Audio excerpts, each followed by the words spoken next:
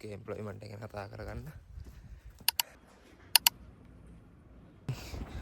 අද අපි යනවා පොලිස් ID එක බලන්න. ඒක හදාගන්න අපොයින්ට්මන්ට් එකක් දාලා තියෙන්නේ. දැන් බස් එකට යන ගමන් අපි ඉන්නේ. ඉතින් අපි යන පාර.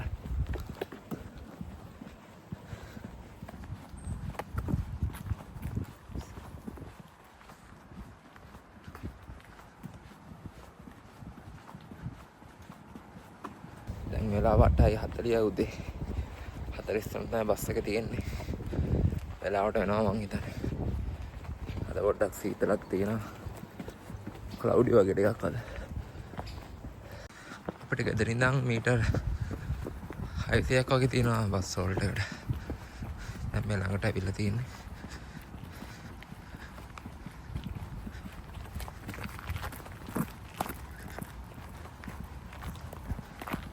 වෙලාවකට අර තියෙන බස් හෝල්ට් එක.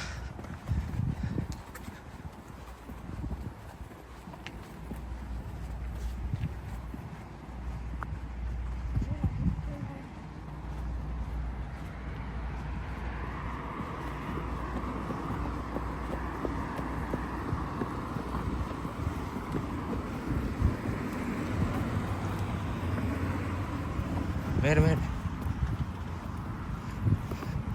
තාම පැටලෙනවා අපිට යන පැත්ත.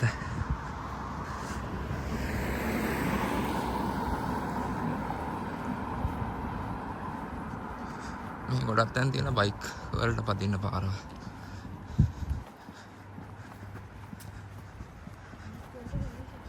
වෙනම පාරක් තියෙනවා.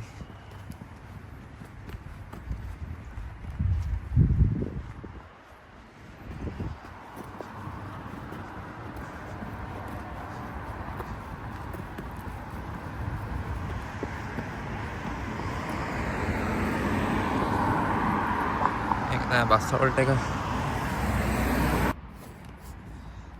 මේ දින අපි යන්න ඉන්න බස් එක.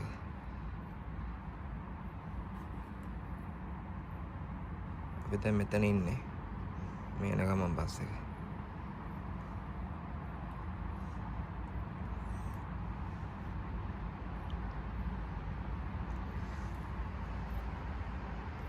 මෙතන ඉඳන් අපි කොට්කා සිටියකට කිලෝමීටර් 4ක් යන්න ඕනේ. මේනවා කිව්වා වගේම බස් එක යනවා.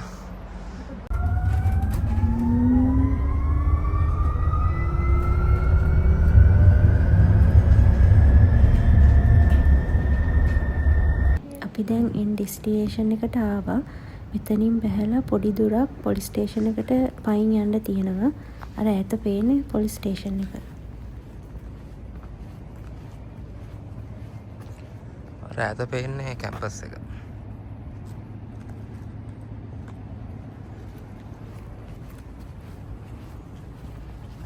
ගයිස් අපි පොලිසියට ගියා.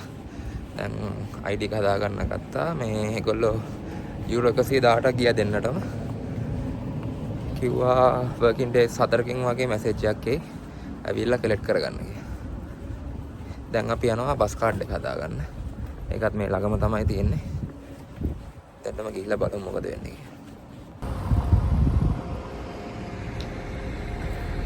ඉතින් අපේ සිටි එකේ මාකට් එක මම දන්නේ. දැන් තමයි මාකට්ස් ගේන්නේ කට්ටිය. ඉඳලා කියලා ඔෆිස් එක තියෙනවා. දැන් අපි යන්නේ බස් කාඩ් එක හදාගන්න. තාම උදේ ඉඳන් කට්ටිය අඩුයි මෙතන.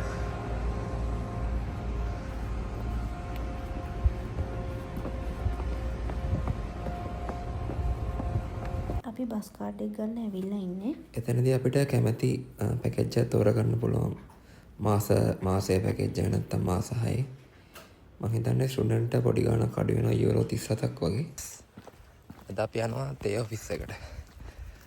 5k එම්ප්ලොයිමන්ට් එක ගැන කතා කරගන්න. මෙතන ඉඳන් ටිකක් යන්න තියෙනවා. අපි බස් කාඩ් එක ගත්තා නේ හින්දා එකෙන් යන්න පුළුවන්. මේ තමයි අපේ අපාර්ට්මන්ට් එක යන පාර. මෙතන ඉඳන් බස් එකේ මීටර් 500ක් වගේ තියෙනවා.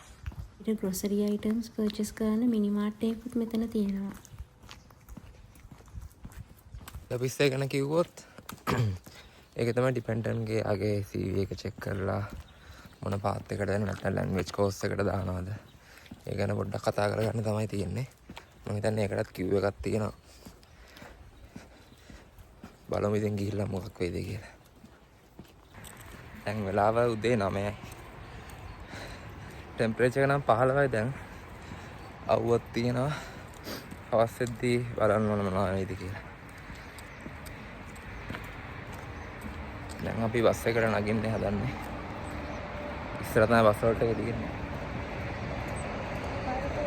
දැන් අපි මේන් රෝඩ් එකට ඇවිල්ලා ඉන්නේ.